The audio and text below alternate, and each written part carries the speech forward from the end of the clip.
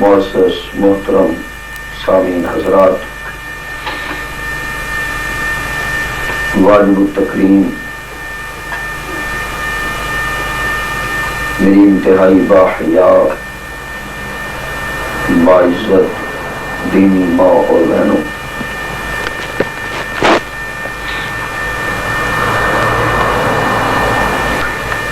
اس کارخانہ قدرت میں یہ آدمی جو شب و روز بسر کرتا ہے،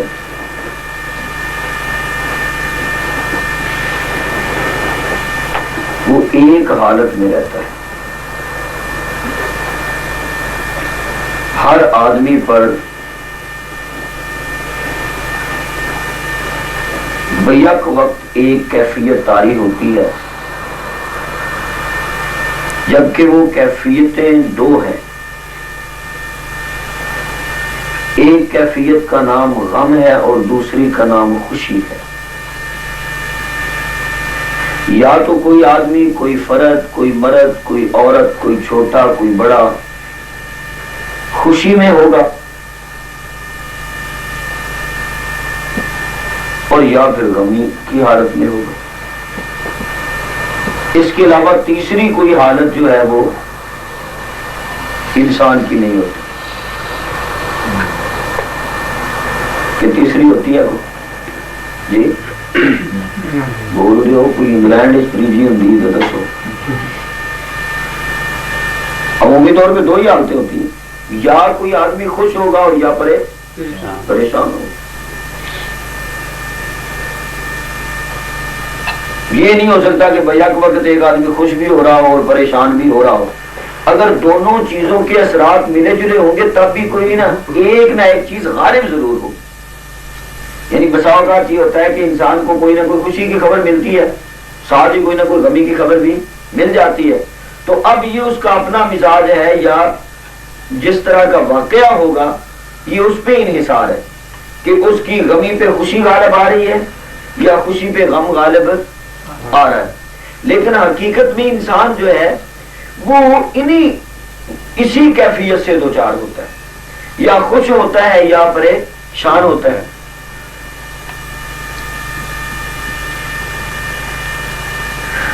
مزاج اور طبیعت دل کے مطابق نہ ہو تو اسے غم کہتے ہیں، اور طبیعت اور مزاج دل کے مطابق ہو تو اسے خوشی کہتے ہیں۔ یا یوں سمجھے کہ جب بھی کسی انسان کی کوئی خواہش پوری نہیں ہوتی، کوئی خواہش ادھوری رہ جائے تو پریشانی ہے، کوئی خواہش تشنا رہ جائے تو پریشانی ہے، اور کوئی خواہش تکمیل تک پہنچ جائے تو خوشی کا مقام ہے۔ اتنی سی بات کرنے کے بعد میں عرض یہ کرنا چاہتا ہوں کہ آج ہماری بدقسمتی یہ ہے کہ ہم نے غم کے اور خوشی کے اپنے اپنے طریقے بنائے ہوئے، اپنی سوچ کے مطابق، اپنے فہم کے مطابق، اپنی عقل کے مطابق ہم یہ دیکھتے ہیں کہ یہ چیز غم دلانے والی ہے اور یہ چیز خوشی دلانے والی ہے، یا ہم یوں کریں گے تو غم ہوگا، اگر یوں کریں گے تو خوشی ہوگی۔ آپ دیکھیں، آپ تو ماشاءاللہ بڑی دنیا آپ نے دیکھی ہے، اور آپ کا اندازہ بھی ہوگا، مشاہدہ بھی ہوگا کہ دنیا نے کیسے کیسے طریقے اپنائے ہوئے ہیں اپنے آپ کو خوش رکھنے کے۔ جو کچھ دنیا میں ہو رہا ہے وہ اپنے آپ کو خوش کرنے کے لیے ہو رہا ہے۔ اس گلی سے گزرو خوشی حاصل ہوگی، فلاں پارک میں جاؤ خوشی حاصل ہوگی، فلاں گارڈن میں جاؤ تب آدمی خوش ہوگا، فلاں جگہ کی سیر کرو تب آدمی خوش ہوگا، یہ کام کرو، فلاں گاڑی پہ سفر کرو، بیڈ روم ایسا ہو، ٹی وی روم ایسا ہو، فلاں روم ایسا ہو۔ کیا ہے؟ انسان اپنی تسکین کے بہانے تلاش کر رہا ہے، اپنے اطمینان کے بہانے تلاش کر رہا ہے۔ اور دنیا کہاں سے کہاں تک پہنچ گئی ہے اسی تلاش میں، اسی تلاش میں دنیا کہاں سے کہاں پہنچ گئی کہ ہمیں خوشی مل جائے، ہمیں چین نصیب ہو جائے، ہمیں اطمینان حاصل ہو جائے۔ اللہ اکبر یا حی یا قیوم۔ میرے معزز سامعین، وہ کاہے کی خوشی ہے کہ جس کے بعد پھر غم ہو، جس کے بعد پھر غم، کچھ ہوں جو تھوڑی ہو تو کچھ ہوں چپ بٹی چلو 150 200-400 بندہ ہوگا تو 50 چپ بٹن والے ہوں تو 100 بولنے والا ہوں، تو تصا سارے تہیا کیتا بھی اج اصا بھی نہیں بولنا، سپیکر کو میں بولے ہاں جی 10 منٹ سپیکر پہ لائے ہوں 10 منٹ تے تو لانے چاہیے۔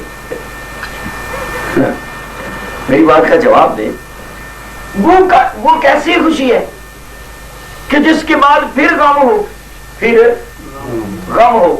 میرے معزز سامعین، حقیقی خوشی تو وہی نصیب ہوگی کہ جہاں زندگی ہوگی موت نہیں ہوگی، پھول ہوں گے کانٹے نہیں ہوں گے، مسکراہٹیں ہوں گی آنسو نہیں ہوں گے، خوشی ہوگی غم نہیں ہوگا، وہ تو ہے مقام جنت۔ لیکن آج میں یہ تھوڑی سی اس بات کی وضاحت کرنا چاہوں گا کہ آخر جن قیود میں ہم جکڑے ہوئے ہیں اور جن چیزوں پہ ہم نے انحصار کیا ہوا ہے کہ خوشی مل جائے تو پھر ہمیں کیا کرنا چاہیے، غم مل جائے تو پھر ہمیں کیا کرنا چاہیے، بڑی اوپن سی بات ہے کہ غم ملے تو ہم کیا کرتے ہیں، وہ جی پریشان ہو گئے، پشیمان ہو گئے، گریباں کو چاک کر لیا، منہ پہ تھپڑ رسید کر لیے، بیم کر لیے، شور مچا لیا، ہاں جی رو لیا، ٹکریں لگا لی، یہ تو ہمارے غم کے منانے کا انداز ہے۔ اور اگر ہمیں کوئی قلبی خوشی نصیب ہو ہی جائے اللہ کی طرف سے تو اس کو منانے کے پھر ہم نے اپنے انداز رکھے ہوتے ہیں، ہاں جی کہیں ڈانس ہے، کہیں رقص و سرور کی محفل ہے، کہیں گپ شپ لگ رہی ہے، یار آج نا بڑی ہمیں خوشی ہے تو چلو چند دوست اکٹھے ہو جو کیا کریں گے بھی عبادت کریں گے، اللہ اللہ کریں گے، ذکر کریں گے، آیت کریمہ پڑھیں گے، استغفار کریں گے۔ نہیں چاند یار ساتھی آج رات کو آ جانا یار کوئی ذرا بیٹھ جائیں گے، جس کے آگے آپ خود جانتے ہیں بیٹھنے کے بعد آدمی کسی بھی راج میں چل سکتا ہے، کوئی بھی کام کر سکتا ہے، کوئی بھی انداز اپنا سکتا ہے۔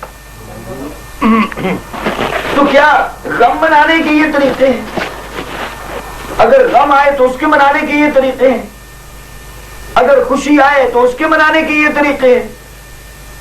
میرے معزز سامعین، ہمیں ایک ایک چیز جو ہے وہ طریقے اور سنت کے اعتبار سے جس دربار سے ملتی ہے اسے دربار رسالت کہتے ہیں، صلی اللہ علیہ وسلم۔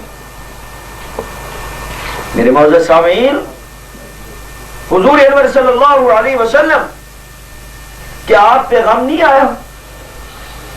جتنے غم کے پہاڑ کملی والے پہ ٹوٹے ہیں، کس کا اتنا حوصلہ ہوگا، کس کا اتنا حوصلہ ہوگا، کس کی اتنی برداشت ہوگی، کس میں اتنا تحمل ہوگا، کس میں اتنی بردباری ہوگی، کس میں اتنا حوصلہ ہوگا کہ جو ہر چیز کو مسکرا کے برداشت کرتا ہو۔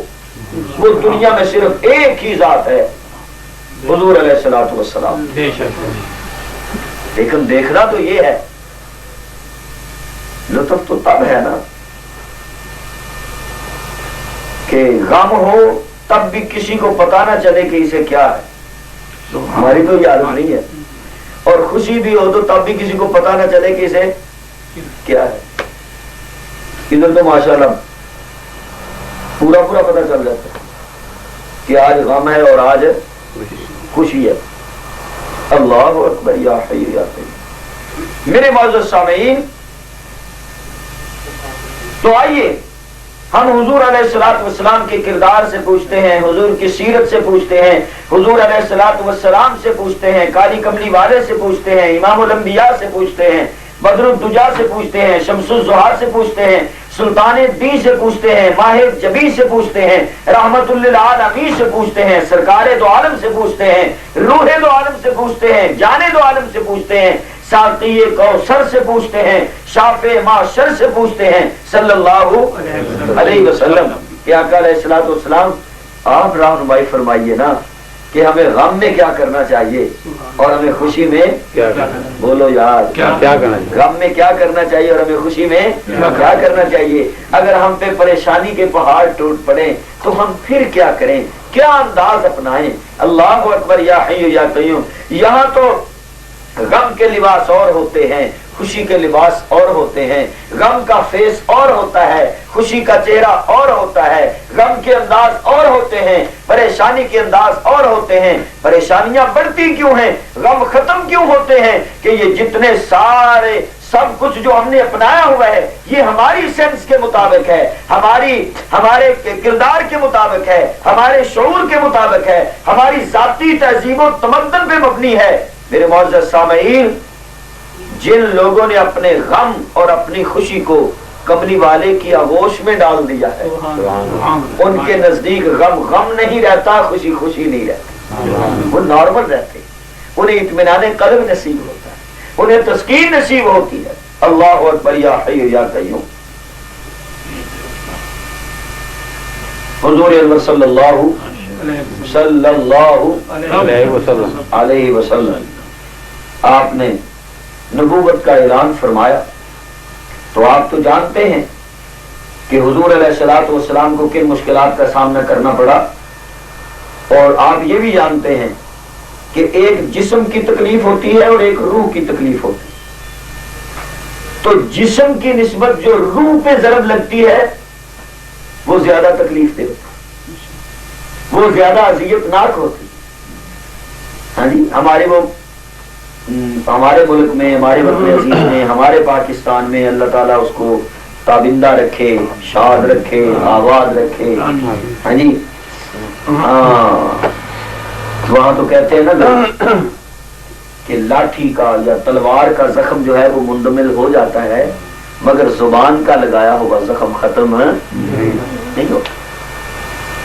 آپ دیکھیں نا، کوئی چیز تو آدمی کے وجود میں ہے نا کہ ایک آدمی دور سے بیٹھا ہوا ہو نا، وہ بیٹھ کے کوئی بات کرے، ہاں جی، تو دور بیٹھا ہوا آدمی کو بات کرتا ہے تو آدمی کبھی خوش بھی ہوتا ہے اور کبھی غمگین بھی۔ کوئی چیز تو ہے نا، کسی کا اثر تو آ رہا ہے نا، ان لہروں میں، ان فضاؤں میں یہ جو کچھ چل رہا ہے، بنا ہوا ہے، سب کچھ ہے۔ روح کی اذیت زیادہ ہوتی ہے۔ امام الانبیاء سیدنا و مولانا حضرت محمد رسول اللہ صلی اللہ علیہ وسلم،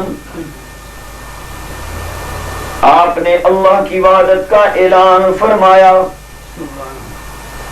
میرے محبوب سیدنا و مولانا حضرت محمد رسول اللہ صلی اللہ علیہ وسلم، آپ نے جب اللہ کی وحدت کا اعلان کیا، پہلے نمبر کا ذکر فرمایا۔ حضور علیہ الصلوۃ والسلام نے کہا قولوا لا الہ الا اللہ۔ اے لوگوں، کائنات میں اللہ بھی، یہ تو تم پہلے مانتے ہو کہ اللہ اور کوئی نہیں، لیکن اس کے ساتھ یہ بھی مان لو کہ اللہ کے علاوہ الہ بھی اور کوئی نہیں، معبود بھی اور کوئی نہیں، مسجود بھی اور کوئی نہیں، حاجات کو سننے والا بھی اور کوئی نہیں، پھنسے ہوئوں کو نکالنے والا بھی اور کوئی نہیں۔ اگر آدم علیہ الصلوۃ والسلام دانا کھا کے پھنس جائیں، ان کو اس اذیت سے نکالنے والا کون ہے؟ اللہ ہی۔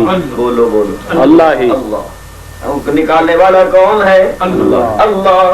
حضرت نوح علیہ الصلوۃ والسلام کی کشتی کو پار لگانے والا کون ہے؟ اللہ ہی۔ اللہ۔ حضرت یونس علیہ الصلوۃ والسلام کو مچھلی کے پیٹ سے بچانے والا کون ہے؟ اللہ ہی۔ جناب والا اور کہتا ہوں، حضرت ایوب علیہ الصلوۃ والسلام کی بیماریوں کو شفاؤں میں بدلنے والا کون ہے؟ اللہ ہی۔ اللہ اکبر یا حی یا قیوم. حضرت یوسف علیہ السلام کو زلیخا کے چنگل سے نکالنے والا کون ہے؟ اللہ ہی. میرے معزز سامعین، حضرت عیسیٰ علیہ السلام کو محاصرے کے دوران آسمانوں پہ اٹھانے والا کون ہے؟ صرف اللہ ہی. جب میرے محبوب علیہ السلام آپ نے یہ نظریہ پیش کیا، اللہ کی وحدت کا بیان کیا، تو میرے محبوب پہ مصائب و علام کے پہاڑ ٹوٹ پڑتے ہیں. کوئی میرے محبوب کی قدموں میں خاک بچھا رہا ہے، کوئی میرے محبوب کی راہوں میں کانٹے بچھا رہا ہے، کوئی میرے محبوب کے سر اقدس پہ خاک ڈال رہا ہے، کوئی میرے محبوب علیہ السلام کو گالیاں دے رہا ہے، کوئی میرے محبوب علیہ السلام کو تانے دے رہا ہے. آقا فرماتے ہیں اے میرے پروردگار، میں ان سارے مصائب و علام کے سمندروں کو عبور کر سکتا ہوں، لیکن تیری وحدت کے دامن کو نہیں چھوڑ سکتا. سبحان اللہ. یہ ظاہر تو اصل میں وہ لا الہ الا اللہ والا موضوع نہیں میں نے لیا. اگلی بات آپ سے عرض کرنا چاہتا ہوں، ورنہ سوچنے کی بات تو ہے نا کہ ایک لا الہ الا اللہ یہ کیسا جملہ ہے ہاں جی کہ جس کے لیے حضور علیہ الصلوۃ والسلام کو بھی قربانی دینی پڑے تو حضور دریغ نہیں فرماتے. حضور دریغ نہیں فرماتے. تمام انبیاء نے اسی ایک کلمے کے لیے اپنی جانوں کے نذرانے پیش کیے، اور حضور انور صلی اللہ علیہ وسلم جو پوری کائنات سے سب سے زیادہ با کمال ہیں، با جمال ہیں، سب سے زیادہ آسن ہیں، سب سے زیادہ اکمل ہیں، سب سے زیادہ بزرگ ہیں، سب سے زیادہ مرتبے اور مقام والے ہیں، حضور علیہ الصلوۃ والسلام بھی اپنی جان ہتھیلی پہ رکھ کے چل رہے ہیں کہ میرے اللہ، میں لوگوں کو بتانا چاہتا ہوں کہ مجھے اپنی جان پیاری نہیں، تیری وحدت کا پرچار زیادہ پیارا ہے. سبحان اللہ. میرے معزز سامعین، کیسا منظر ہوگا. حضور علیہ الصلوۃ والسلام تشریف فرما ہے، آپ کو میسج ملتا ہے، پیغام ملتا ہے، حضور گھر جلدی تشریف لائیے، آپ کے بیٹے کی سانسیں اکھڑ رہی ہیں. بیٹے کسے پیارے نہیں ہوتے، بیٹیاں بھی بڑی پیاری ہوتی ہیں، بیٹیوں کا بڑا مقام ہے، بیٹیاں اللہ کی رحمت ہوتی ہیں. مگر عجیب اتفاق ہے، پورے قرآن میں انبیاء کی دعاؤں کو بھی دیکھیے، انہوں نے بھی اللہ سے جب بھی مانگا ہے بیٹا مانگا ہے، کیونکہ وارث ہمیشہ بیٹا ہوا کرتا ہے. حضرت زکریا علیہ السلام آپ سیدہ مریم کے حجرے میں آئے ہیں، آ کر دیکھا بغیر موسم کے پھل موجود ہیں، جن پھلوں کا موسم نہیں وہ حجرے میں موجود ہیں. حضرت زکریا علیہ السلام نے کہا، کہنے لگے مریم تیرے پاس پھل کہاں سے آئے ہیں؟ میں تو تالا لگا کے گیا تھا، یہ پھل کہاں سے آ گئے؟ تو سیدہ نے کہا کہ اللہ تعالیٰ جسے چاہتا ہے بے حساب رزق عطا فرماتا ہے. بندہ تالے لگاتا، توجہ رہے، بندہ تالے لگاتا ہے، اللہ لگے ہوئے تالوں میں بھی عطا کر دیتا ہے. آج ہماری ذرا الٹ تقسیم ہے نا، ہم مانگتے اللہ سے ہیں، منتیں سماجتیں بندوں کی کرتے ہیں. حالانکہ بات کرنی بندوں سے چاہیے، منت اللہ کی کرنی چاہیے. منت اللہ کی کرنی چاہیے. ہم کہتے اللہ سے ہیں اور منتیں سماجتیں بندوں کی کرتے ہیں. یوں نہیں ہونا چاہیے. ہونا یہ چاہیے کہ بندہ کہے بندوں سے، جو ذریعہ ہے دنیا میں، کہے بندوں سے، لیکن سماجت کرنا ہو تو ذرا تہجد کے وقت اٹھنا پڑے گا. کس قدر تم پہ گرا صبح کی بیداری ہے، ہم سے کب پیار ہے، ہاں نیند تمہیں پیاری ہے. توجہ میرے معزز سامعین، میں گزارش کر رہا تھا کہ حضور انور صلی اللہ علیہ وسلم کو پیغام ملتا ہے، میسج ملتا ہے. حضرت زکریا علیہ السلام آئے، آگے دیکھا کہنے لگے کہاں سے بال آئے؟ سیدہ نے کہا اللہ جسے چاہتا ہے بے حساب رزق دیتا ہے. تو اب حضرت زکریا علیہ السلام نے اپنے آپ کو دیکھا. پاکستان میں نے تو خبر پہلے پڑھی تھی, تو ادھر بھی یہاں پہ چند آدمیوں کو پتہ نہیں میں نے کس موقع پہ برمنگھم میں یا ادھر کو تبصرہ کرتے دیکھا ہے کہ پاکستان میں ایک 80 سالہ خاتون ہے جو امید سے ہے, اور 85 سالہ وہ بابا ہے اس کا میاں. تو ساری دنیا برتا حیرت میں ڈوب جاتی ہے, سوچتے ہیں سارے دیکھتے ہیں کہ کیا ہوگا. ہائے ہائے اللہ اکبر یا حی یا قیوم. دنیا کے لیے جو ناممکن ہوتا ہے, جو اسے ممکن بنائے اسے ہی تو اللہ کہتے ہیں. جہاں دنیا والوں کے تجربات ختم ہو جاتے ہیں, مشاہدات ختم ہو جاتی ہیں, عقلیں جواب دے دیتی ہیں, ان کے آلات جواب دے دیتے ہیں, وہاں سے تو اللہ کی رحمت کا پہلا قدم شروع ہوتا ہے. پہلا قدم اللہ کی رحمت کا شروع. اب حضرت زکریا علیہ السلام کی زوجہ محترمہ بانجھ تھی, اور بانجھ وہ عورت ہوتی ہے کہ جس میں بچہ پیدا کرنے کے کوئی آثار نہ ہو, کوئی امید ہی نہ ہو, جس کے ہاں اولاد بالکل نہ ہو سکتی ہو, اسے بانجھ کہتے. تو خود بوڑھے ہیں, لیکن کیا کیا حضرت نے, فوراً پھلوں کو دیکھ کر اپنی بات شروع کر دی. اے میرے پروردگار, آج میں زکریا تیرے دربار سے خالی نہیں جاؤں گا. اے میرے پروردگار, میں نے مانا کہ میری بیوی بانجھ ہے, میں بوڑھا ہو چکا ہوں, لیکن ایک بات کا جواب دینا, اگر تو مریم کو بغیر موسم کے پھل عطا کر سکتا ہے تو مجھے بغیر جوانی کے اولاد کیوں نہیں عطا کر سکتا. ربی ھب لی من لدنک ذریۃ طیبۃ انک سمیع الدعاء. سبحان اللہ. اللہ کہ یا اللہ مجھے نیک اور صالح بیٹا عطا فرما, بے شک ہماری دعاؤں کو فقط تو سننے والا ہے, ہماری دعاؤں کو فقط تو سننے والا ہے, تیرے سوا ہماری دعاؤں کو سننے والا کوئی نہیں. اور قرآن کریم نے یہ جتنی باتیں بیان کی ہیں نا, ان میں آپ دیکھیں کہ حضرت زکریا علیہ السلام, ان کی بیوی بانس, خود بوڑھے, اللہ نے حضرت یحییٰ علیہ السلام کو عطا فرمایا, اور وہی سیدہ مریم ان کو بغیر شوہر کے بیٹا عطا فرمایا. یہ سب کچھ اللہ تبارک و تعالیٰ نے اپنا قدرت دکھائی, اپنی قدرت دکھائی.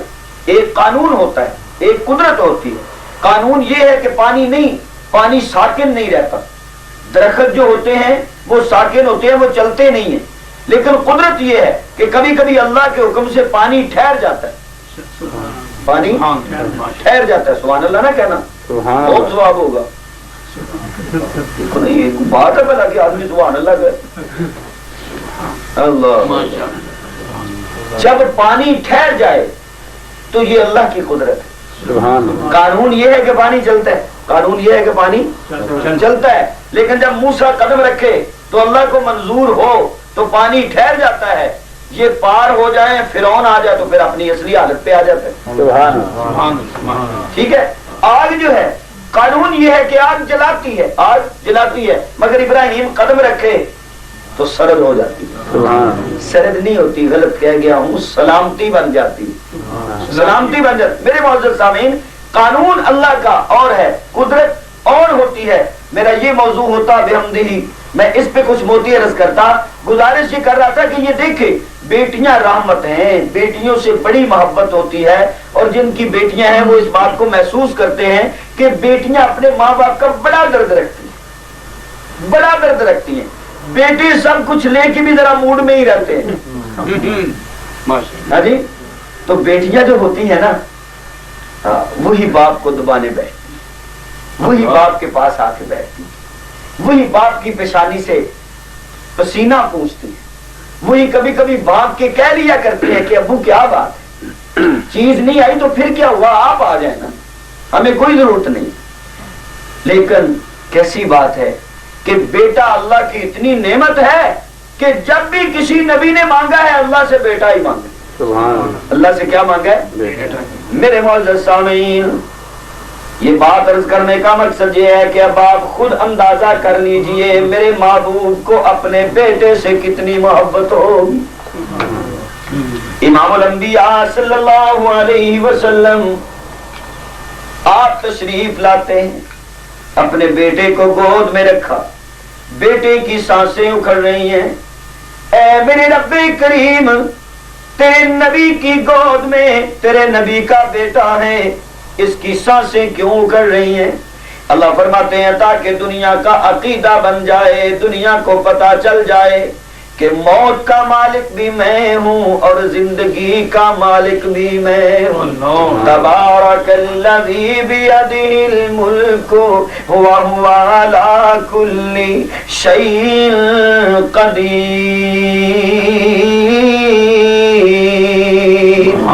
میں عظمتیں اور شانیں عطا کرتا ہوں مگر ہر ایک خزانے کی چابی، قدرتوں کی چابیاں میں نے اپنے ہی پاس رکھی ہوئی ہے۔ بے شک یا اللہ تیرے نبی کی گود میں تیرے نبی کا بیٹا، روایات میں آتا ہے جب بیٹے کی سانسیں اکھڑ رہی ہیں تو میرے محبوب علیہ الصلوۃ والسلام آپ کی آنکھوں سے آنسو برسنے لگ گئے، حضور علیہ الصلوۃ والسلام رو رہے ہیں، صحابہ تڑپ اٹھے، اے ہمارے محبوب آپ بھی روتے ہیں؟ یوں کہنا چاہوں گا آقا اگر آپ رو دیے تو پھر جہاں میں چپ کون کرے گا؟ آپ بھی رو رہے؟ تعجب سے پوچھا۔ حضور علیہ الصلوۃ والسلام نے فرمایا ہاں میں بھی روتا ہوں، آنکھوں سے آنسوؤں کا ٹپکنا اور گرنا رقت قلبی کی نشانی ہوتی ہے، رحم دل ہونے کی علامت ہوتی ہے۔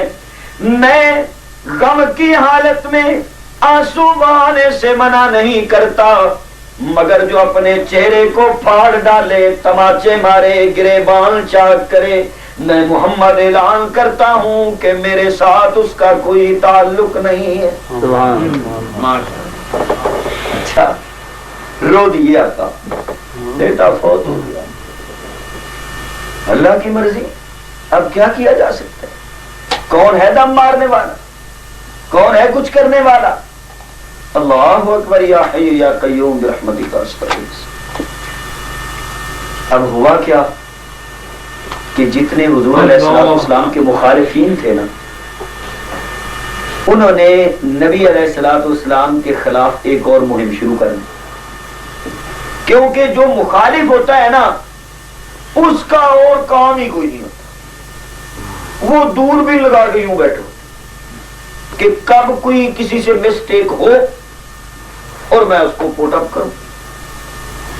حضرت ابو سفیان کہیے رضی اللہ تعالی آپ فرماتے ہیں کہ جب ابھی میں مسلمان نہیں ہوا تھا تو میں شاہ روم کے دربار میں بیٹھا ہوا تھا، تو وہاں پہ نا وہ بادشاہ جو تھا اس کے پاس مکے سے کچھ لوگ گئے اور نبی پاک صلی اللہ علیہ وسلم کی باتیں ہونی شروع ہو گئی، تو میرے دل میں آیا کہ یہ اچھا موقع ہے، میں ذرا نا اس کے حضور صلی اللہ علیہ وسلم کے کوئی عیب بیان کروں، عیب نکال کے بتاؤں میں ان کو۔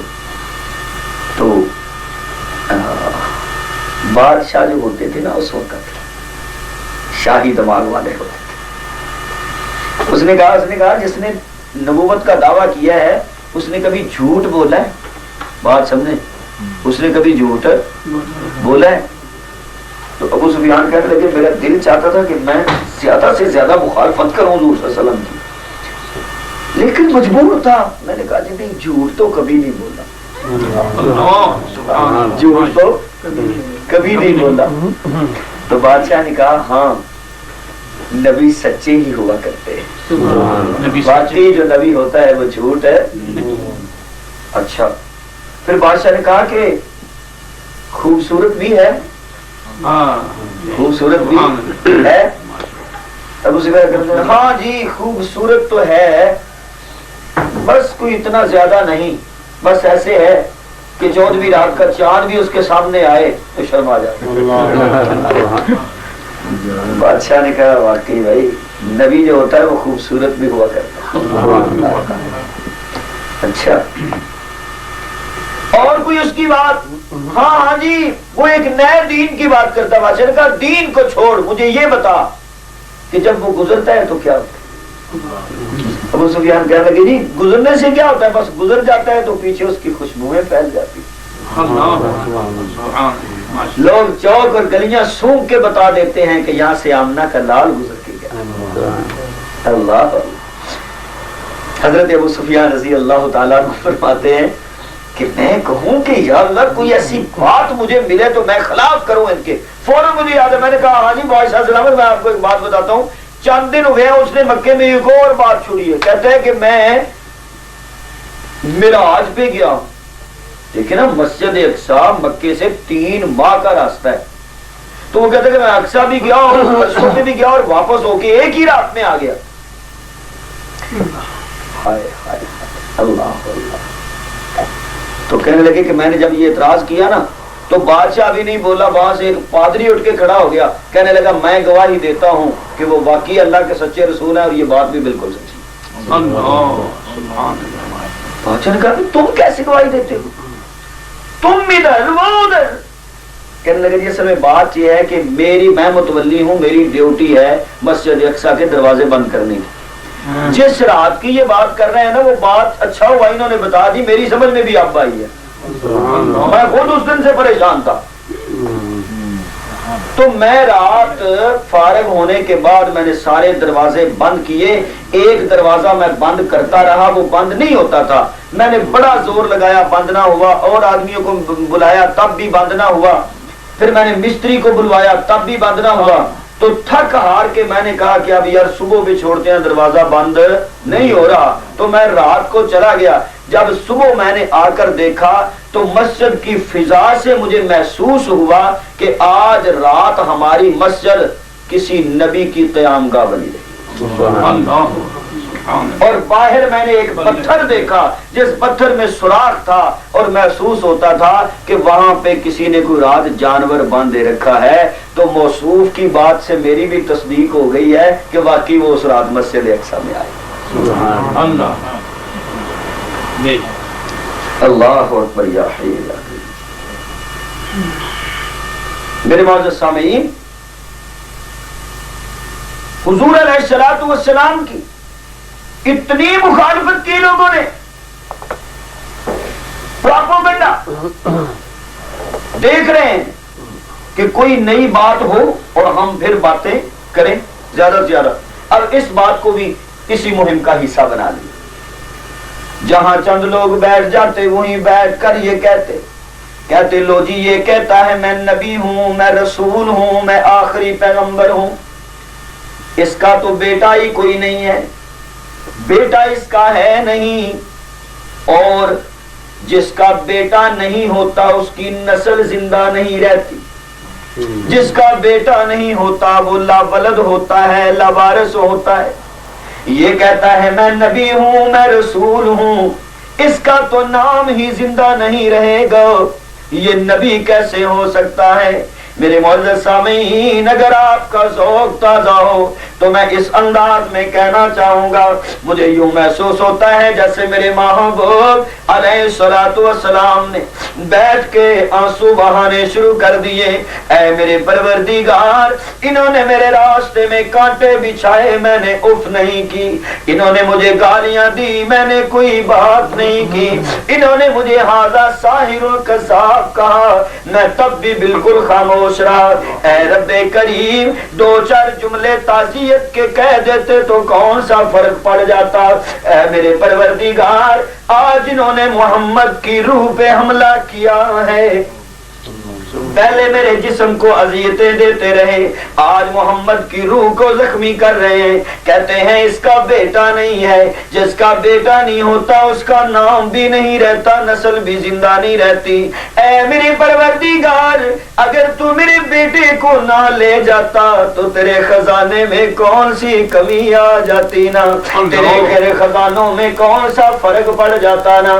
میرے معزز سامعین، بیٹا رو تو باپ کو رحم آتا آتا ہے، بیٹی رو تو ماں کو ترس آتا ہے، شاگرد رو تو استاد کو رحم آتا ہے، محمد روئے تو اللہ کو رحم آتا ہے، بیٹا رو رہا ہو تو باپ ہاتھ رکھتا ہے، بیٹی کے سر پہ ماں اور باپ ہاتھ رکھتے ہیں، قربان محمد عربی تیرے آنسوؤں پر،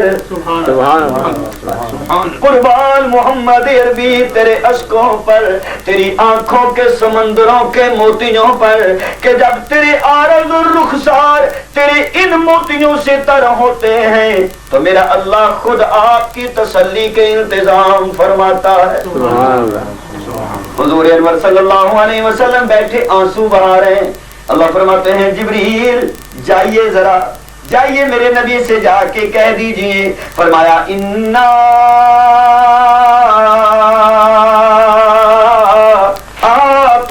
آتیناکا، سبحان اللہ، انا پڑھنے سوال کی نیت سے، انا آتیناکا، بے شک ہم نے، بے شک اللہ ایک ہے یا زیادہ ہیں؟ ایک، تو یہ ہم کیوں کہتے ہیں؟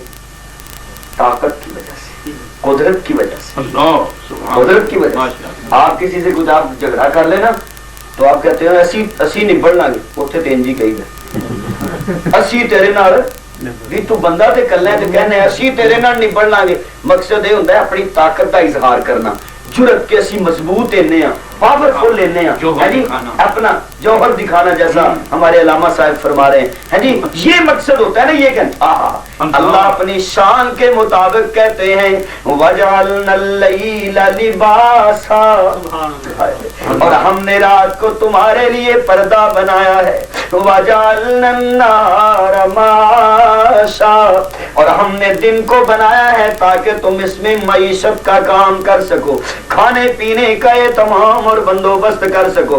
اسی طرح اللہ فرماتے ہیں اے میرے محبوب آنسو بہانے کی ضرورت نہیں ہے، انا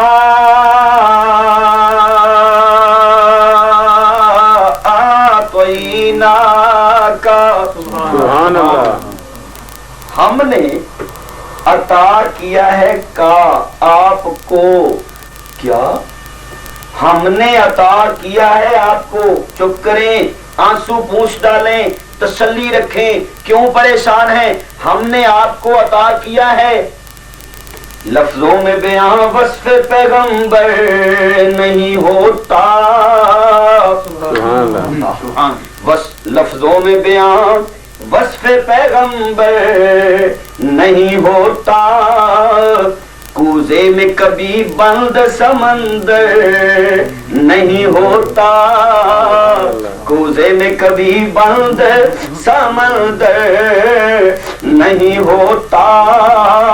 توجہ میرے معزز سامعین، سمجھے نہ تیرے فقر کو، سبحان اللہ، زور لا دیں تھوڑے میرے تو تھوڑی مصیبت بھی چل میں دسو کی کرا، اتنے انہوں نے آدھے ہولی بول، پاکستان جانے نے آدھے بٹو صاحب انگلینڈو ہو بولنا ہی چڑھ دیں، اتنے آ کے مہینہ ڈیڑھ میرے عادت پی جاتی ہے خاموش تقریر کرن دی۔ توجہ کتنا خوبصورت جملہ ہے، واہ شاعر نے خوب کہا، کیا خوب کہا، توجہ، سمجھے نہ تیرے فقر کو جو فخر کا باعث، بو جہل تو ہوتا ہے وہ بوزر نہیں ہوتا، بو جہل تو ہوتا ہے وہ بوزر نہیں ہوتا۔ قاضی صاحب آپ کی نظر شیر ہے، توجہ توجہ میرے معزز سامعین، اللہ اکبر، یا حی یا قیوم، قرآن کہا قلب محمد پہ اتر کر، ہر ایک نبی صاحب کوثر نہیں ہوتا، ہر ایک نبی صاحب کوثر نہیں ہوتا۔ اب تو توجہ کیجئے، انا اعطیناکا الکوثر، اے میرے محبوب آنسو پونچھ ڈالیے، اے میرے محبوب کیوں روتے ہیں میرے نبی, کیوں پریشان ہو میرے پیغمبر؟ میں اللہ کہتا ہوں کہ ہم نے آپ کو کوثر عطا کیا ہے. تاجدار ختم نبوت, تاجدار ختم نبوت. زندہ باد. ماشاء اللہ ماشاء اللہ. کوئی گل نہیں, یہ ایک جو نعرہ ہے نا, اللہ نعرے کو نہیں دیکھتا, نہ زبانوں کو دیکھتا ہے. بعض کہنے والے بہت اونچی سبحان اللہ کہتے ہیں اور دل میں پتہ نہیں کیا ہوتا ہے, اور بعض آہستہ بھی کہتے ہیں یا جواب آہستہ دیتے ہیں, لیکن دل میں جو جذبہ موزن ہوتا ہے اللہ پاک اس کی برکت سے نجات فرما دیتے ہیں جی. جب آپ پاکستان آئیں گے نا تو اسپیشل آپ سے نعرے لگوائیں گے ہم انشاءاللہ. اللہ ہمارے ان دوستوں کو جزائے خیر دے, نہ دے. نہیں نہیں وہ آمین نہیں نہ کہیں دے تو میں کہ پھر دوسری دعا کراؤں. کسی کھاتے لانا دے ہے نا, کھاتا نہیں چلتا ہے کسی کھاتے لانا دے. اچھا یہ سوال یہ پیدا ہوتا ہے بھائی کہ حضور علیہ الصلوۃ والسلام تو رو رہے ہیں نا کہ میرا بیٹا چلا گیا, لوگ تانے دیتے ہیں تم بے نصر ہو, معذلہ جڑ کٹے ہو, ابتر ہو. تو اللہ کہتے ہیں کہ چپ کر جائیں, ہم نے آپ کو کوثر دیا ہے, ہم نے آپ کو, آپ تو جانتے ہیں نا کوثر وہ چشمہ ہے. کیسا دن ہوگا, 50,000 برس کا دن ہوگا, سورج سوا نیزے پہ ہوگا, دنیا تڑپ رہی ہوگی, جنت اسے ملے گی جسے سب سے پہلے کوثر ملے گا, کوثر کا جام ملے گا. میرے معزز سامعین, کوثر کیا ہے؟ حوض ہے. اللہ اکبر. یا حی یا قیوم, خوشبودار پانی ہے جو میرے محبوب کے ہاتھوں سے تقسیم ہوگا. پتہ چلے گا یہ روز محشر. یہ شعر میں آپ کے لیے پڑھ رہا ہوں, امجد بھائی کے لیے. ارشاد ارشاد. پتہ چلے گا بروز محشر کہ کون کوثر پلا رہا ہے. پتہ چلے گا بروز محشر. اللہ مجھے اور آپ کو حضور علیہ الصلوۃ والسلام کے دستے کرم سے وہ پیالے عطا فرمائے. یہ اللہ ہمارا بھی پینے والوں میں شمار فرما دے. اے میرے پروردگار, ہم جانتے ہیں کہ ہم بڑے گناہگار ہیں, لیکن اگر حضور علیہ الصلوۃ والسلام تیرے محبوب کے پینے والوں میں ہم بھی شامل ہو جائیں تو تیرے خزانوں میں کون سی کمی آ جائے گی؟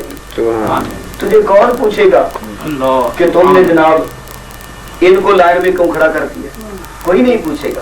اللہ ہم سب کو وہ جام پلائے. اللہ فرماتے ہیں میرے محبوب توجہ کیجیے. اللہ کتنا ٹائم ہے؟ 2 منٹ جی 10 منٹ ایسے سمیٹ لیتے ہیں. ویسے یہاں پہ ٹائم کا کیا, بے شک ساری رات لگے رہو, جام ہی رہنی, جب دل کے طور پہ بڑھ جانا. توجہ میرے دوستوں بزرگوں. بیٹا فوت ہوا ہے, لوگ تانے دے رہے ہیں, اے اللہ آپ کہہ رہے ہیں کہ ہم نے آپ کو کوثر دیا ہے. اللہ فرماتے ہیں یہ بے ایمان تانا یہ دیتے ہیں نا تیرا نام نہیں رہے گا, تو انہیں بتا, میں جملہ کہتا ہوں, انہیں بتا کہ وہ چشمہ جسے زمزم کہتے ہیں, سبحان اللہ, جسے زمزم کہتے ہیں, زمزم سے لے کر کوثر تک تیرا ہی تو نام ہوگا.